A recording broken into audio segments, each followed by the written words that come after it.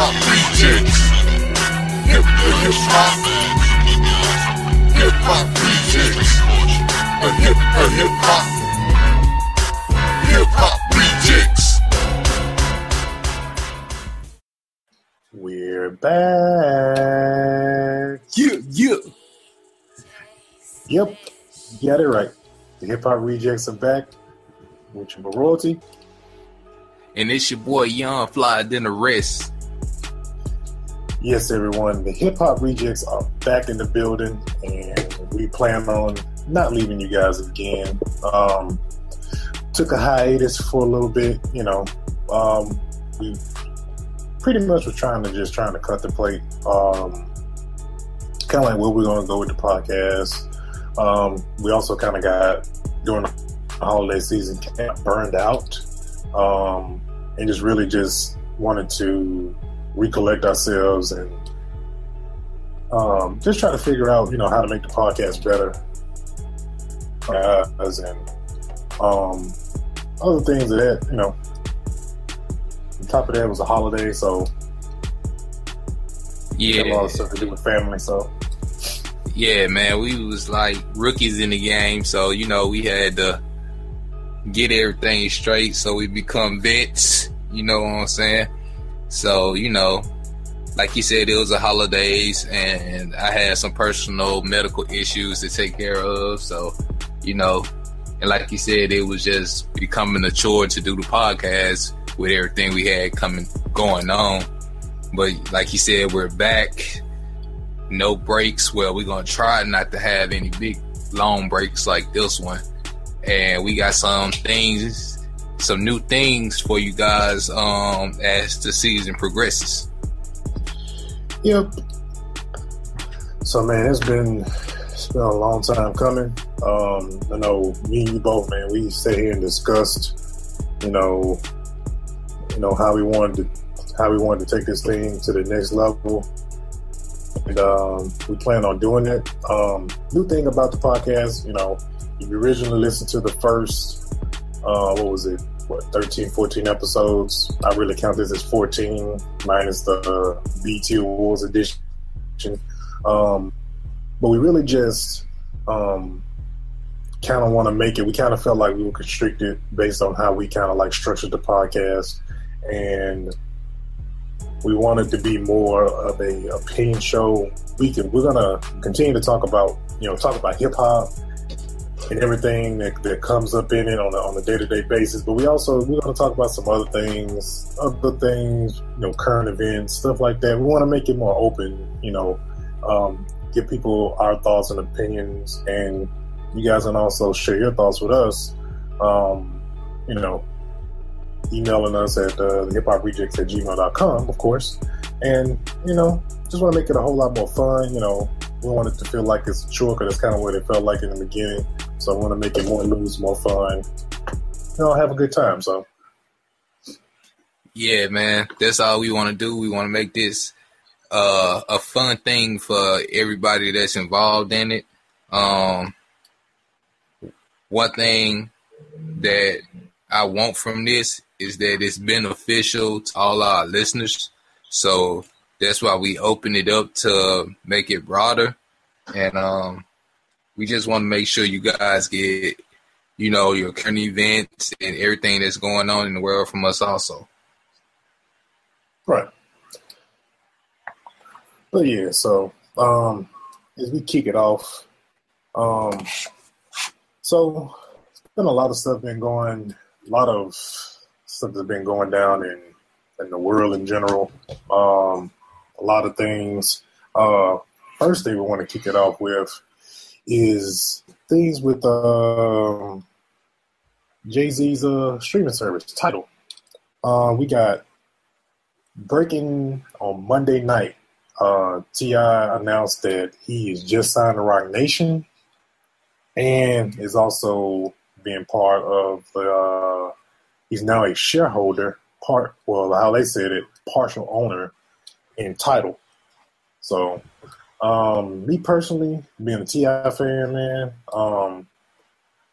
honestly, don't really know how I feel. I mean, y'all can listen to the previous episodes and know how I feel about the whole Tidal situation with, them locking out people out of music and locking the fans, certain artists out of content and stuff like that.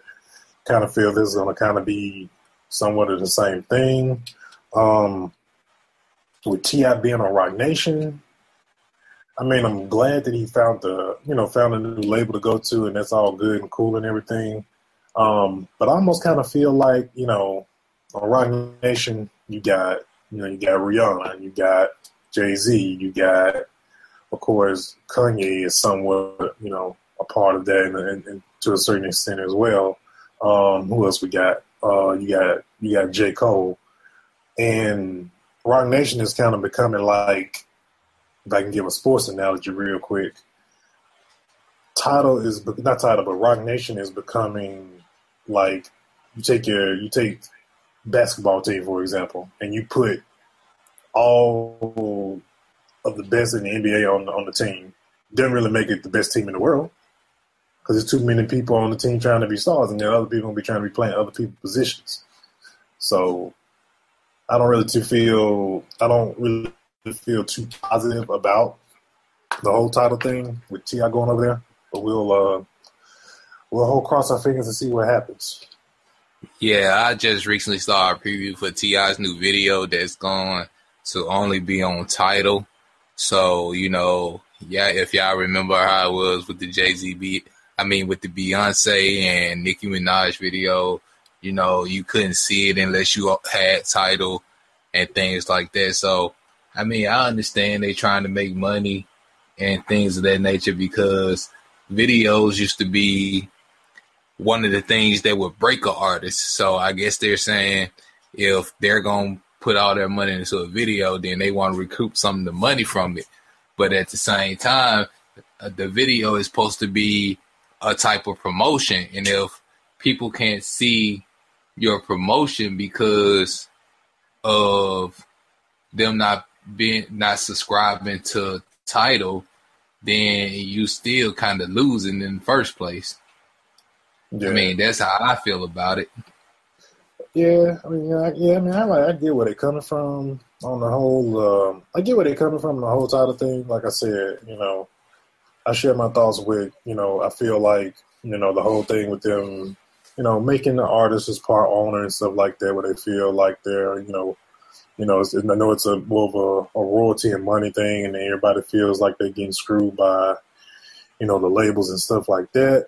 But at the same time, I do kind of feel with Tidal, they're still sticking it to the fans in a sense with the service. If you're not signed up for the service, and it's not something that where, as we kind of see now, a lot of the stuff that shows up on there, it doesn't really getting released out to the public in a timeline. It's not where it's something we're gonna end up getting to be able to see some of this stuff within 6 months or 3 months or a year or whatever. So it's like it's something that's just permanently. If you don't ever sign up for Tidal, then you probably never see these. You probably never see or hear these records that these artists come out with. So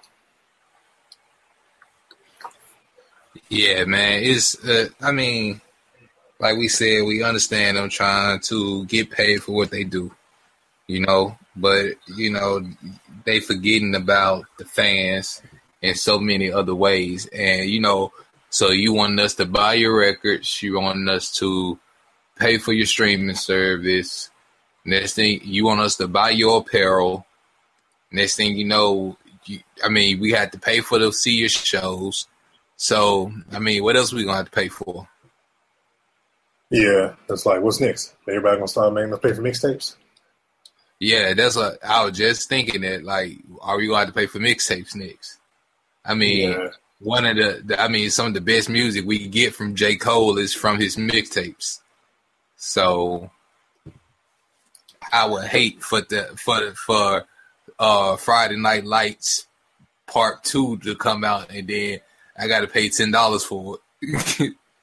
Yeah, especially when you're used to it, mixtapes being a thing that they, almost artists say, mixtape is like giving to the fans. So, but being that we talk about Tidal, another segue into another topic about the streaming service.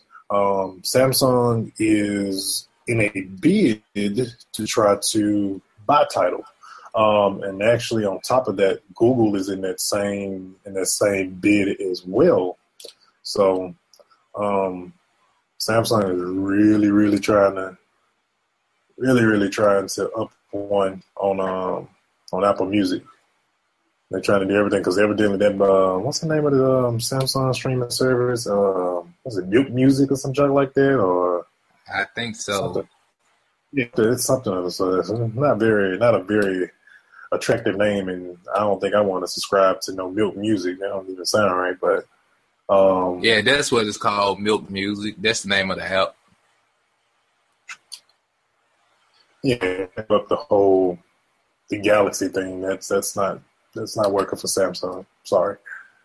Yeah, but I got a feeling if Samsung was to purchase Tidal, they might end up doing what they did with Jay-Z's Magna Carta album.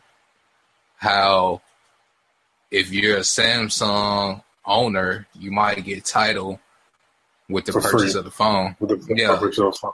Yeah, or something of the sort. Yeah, I kind of when you bring it up about the Magna Carta, I kind of feel like that's going to be something, or they're going to probably try to roll it up into, because let's see, last Jay-Z album, Magna Carta came out when? Was it 2014? Yeah, 2014. So 2014, we're in 2016. It's been 2 years. It's about to be time for another Jay-Z album. So, I mean, word is Jay-Z said he's not making another album. Yeah, he probably says that just for shock and awe. Come on now. You know, yeah, he's probably I wouldn't be surprised if Jay hits a Beyonce and, all of a sudden at one night he just all of a sudden just drops an album on Tidal and nobody knows about it, no promo. He does a no promo. What they call it. There's no promotion, no video, no single, no nothing. Just drops the album, and pretty much legitimately breaks the internet. Yeah, that's what they like nowadays. They want something to break the internet. Yeah, that's the new hotness, is break the internet. So I don't believe him saying that's just like him. That's just like him saying the many times he said he was going to retire. He's still living. Right. So yeah, you're right. Yeah. So no, go ahead. Yeah. So speaking of the Samsung purchasing Tidal thing, now we all know that even if you have an Apple phone, you still have to purchase Apple Music.